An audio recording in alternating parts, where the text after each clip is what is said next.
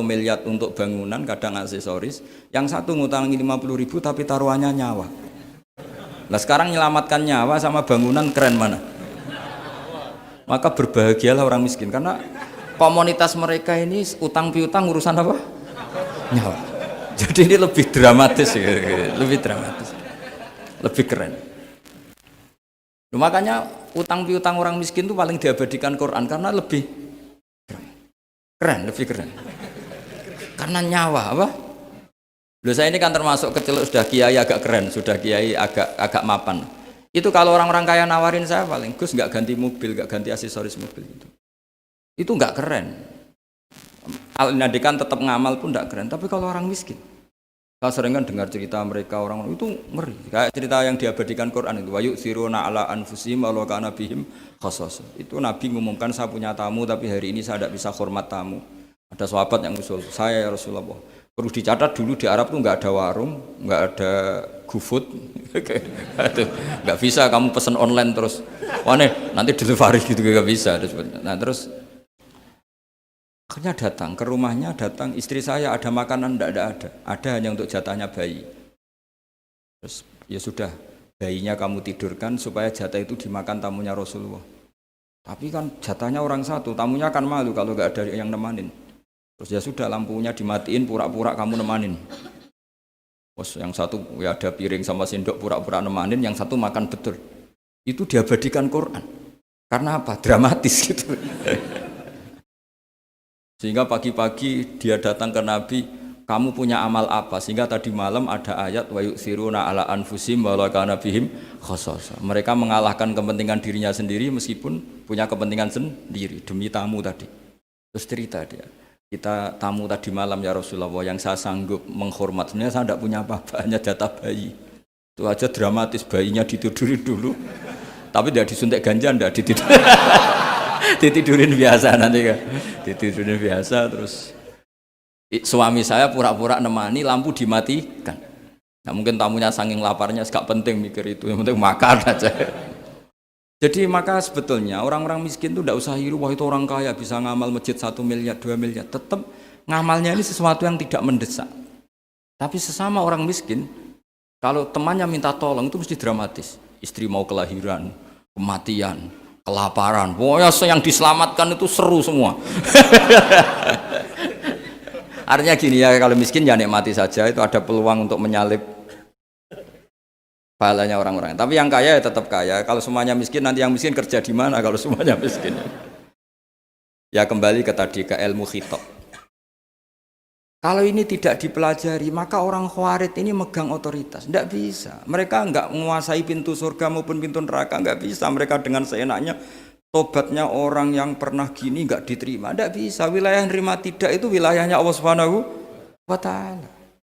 Jika kita tetap berpendapat sesuai eksplisit yang ada di Quran, walillahi mulkus samawati wal ardi, apa? Yaghfiru liman yasha wa yu'adzibu man yasha. Jika enggak boleh kita pegang otoritas agama, enggak boleh, kita hanya bisa menjelaskan. Kalau pegang enggak boleh. Misalnya saya dengan sampean surganya dulu mana? Bisa saja dulu jenengan. Kok bisa Gus? Iya kan? Mungkin wah keren ngaji tawaduk mau. Mungkin saya dari bab tawaduk keren sampean. Di bawah saya di atas, di bab tawaduk keren sampean. Jika kalau surga kok jalurnya tawaduk, mesti dulu sampean. Karena sampean di bawah, saya di atas. Tapi saya nanti protes sama Allah. Protesnya gini, posisi saya diperintah ya. Gayanya mereka duduk di bawah, tapi merintahkan saya supaya mau mengajar. Jadi nggak ada sopan-sopannya, karena mereka merintah ya. Ya terutama di PPI ya Pak. Oh itu nggak sopan sekali karena merintah. Sehingga kalau yang dipandang, makanya masyhur itu kan, ada wali itu yang satu jadi wali karena sholat di shaf awal, keren kan, shaf awal fadilahnya utamanya kan luar biasa. Yang satu kalau sholat itu di belakang terus, tapi juga jadi wali. Kan depan agak protes, ya Allah kenapa ini jadi wali padahal sholatnya di belakang. Jawabannya lucu yang di belakang. Kenapa? Saya itu malu, saya ini masih banyak dosa, banyak salah kok di depan, kok kayak suci sendiri aja. Jadi kalau kamu sowan sama raja atau sama kiai, yang paling depan itu kan yang kepedean. Dia milih yang belakang, jadi sopan aja, agak terlalu deket gitu. Orang itu tidak pernah tahu. Kadang-kadang Allah itu kita tidak pernah tahu. Andai kan boleh dibahasakan, kita tidak pernah tahu cara berpikir Tuhan. Jadi Allah itu zat yang mau, ya itu tadi otoritasnya penuh.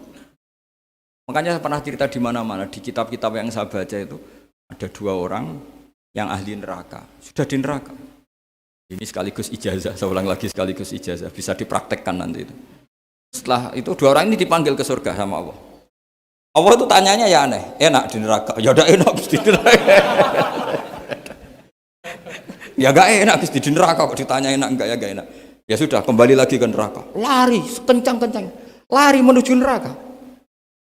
Lari. Sama Allah dipanggil lagi. Loh, kenapa kamu semangat? Ya Allah, saya ini kapok, saya ini trauma. Dulu ketika engkau perintah, saya ini lelet sekali. Disuruh sholat lelet, disuruh zakat lelet. Maka ini dengan perintah saya semangat supaya nggak ngulang kesalahan yang sama. Akhirnya sama Allah dipanggil. Ya sudah di surga aja, di surga. Karena semangat lari menuju neraka. Maka ini ijazah nanti kalau di mahsyar ya, kamu dipanggil, ayo masuk neraka, harus apa? Semangat. Harus semangat. Oke Gusti, semangat. Lah repotnya kalau nggak dipanggil lagi. Akhirnya barokahnya semangat itu dia di surga. Kita tidak pernah tahu cara berpikir Tuhan, nanti kan boleh dibahasakan seperti itu. Yang satu, ayo kembali lagi ke neraka. Tolah itu. Jalan noleh lagi. Sampai itu gak semangat noleh lagi. Terus ditanya sama, kenapa kamu tolah gitu? Saya tidak pernah ngira ya Allah ketika engkau panggil di surga, kemudian engkau kembalikan lagi ke neraka. Ya sudah, kamu di surga saja. Barokahnya husnudzon. Jadi Tuhan itu unik. Makanya dalam tradisi ulama itu ad-dinu ar-riwayah, agama itu riwayat. Sebagian diredaksikan inna hadzal ilma dinun fanzuru amman ta'khuduna dinakum. Agama ini, ilmu ini agama, maka lihat riwayatnya. Karena kita tidak pernah tahu cara berpikir Tuhan. Kita harus mengikuti riwayat yang diutarakan Rasulullah SAW. Karena kita tidak pernah tahu. Kayak tadi ada orang diinjek, kita mesti kan terprovokasi ingin bela yang sujud menyalahkan yang injek. Tapi ketika yang sujud mencatut nama Tuhan, Allah tidak akan memaafkan kamu. Itu Tuhan tersinggung karena sifatnya direduksi satu, diambil satu, disembunyikan satu. Berarti kan dia begini mungkin malah Allah maklumi. Saya tidak akan maafkan kamu. Enggak apa-apa Allah, kan saya. Kan tidak mencatut namanya Allah. Selama hidup saya tidak akan maafkan kamu. Allah enggak akan tersinggung. Karena dia sebagai manusia tentu punya dendam, punya rasa mangkel, punya emosi. Tapi kalau ketika bilang Allah tidak akan maafkan kamu, berarti dia mencatut statusnya Allah. Dan Allah disifatkan hanya satu dari sifatnya Allah, yaitu hanya sifat menyiksa. Padahal Allah punya sifat memaafkan. Ini hati-hati bagi orang-orang soleh, orang-orang yang terlalu berpikir keras dalam Islam, nggak boleh seperti itu.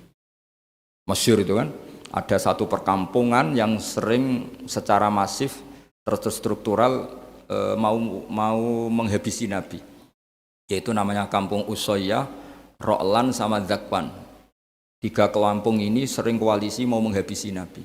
Sampai Nabi sering kunut nazilah, Allahumma an Ro'lan wa Zakwan wa Usoyyat asad Allah wa Rasulah. Sering dipasutkan gitu. Tapi Allah malah menurunkan wahyu, Muhammad, kamu tidak boleh intervensi saya seperti itu. Bisa saja mereka dapat hidayah. Semenjak itu Nabi meninggalkan kunut nazilah. Terus, dan sebagian ulama mengatakan itu awal diturunkannya ayat laisalaka minal amri syai'un au yatuba alaihim au yu'adzibahum. Jadi ini sekaligus lagi-lagi ini bab khitab. Jadi ya seperti kita punya, makanya orang itu tetap donga ya muqallibal qulub tsabbit qalbi ala dinik, karena otoritas itu bagi yang punya. Maka kata malik, kata pemilik itu kunci dalam ilmu tauhid atau ilmu tafsir atau ilmu apa saja. Misalnya gini, saya punya rumah. Saya punya rumah yang ruangan depan itu ruang tamu, tentu dapat perlakuan khusus. Sering steril, sering bersih, bahkan dihias pakai bunga, pakai macam-macam. Ruangan tengah biasa. Ruangan belakang buat buangan sampah, buat WC, buat macam-macam. Sah apa enggak? Sah. Kenapa? Karena saya pemiliknya. Apa? Karena saya. Tapi kira-kira yang sedang di ruang tamu tanah yang sedang di ruang tamu yang dimanjakan juga nggak boleh kumo luhur. Bisa saja suatu saat saya rubah pikiran, rumah saya tak balik dari menghadap utara ke selatan. Yang dulu WC jadi ruang tamu, yang ruang tamu jadi WC. Langsung perlakuannya rubah 180 derajat, 360 derajat.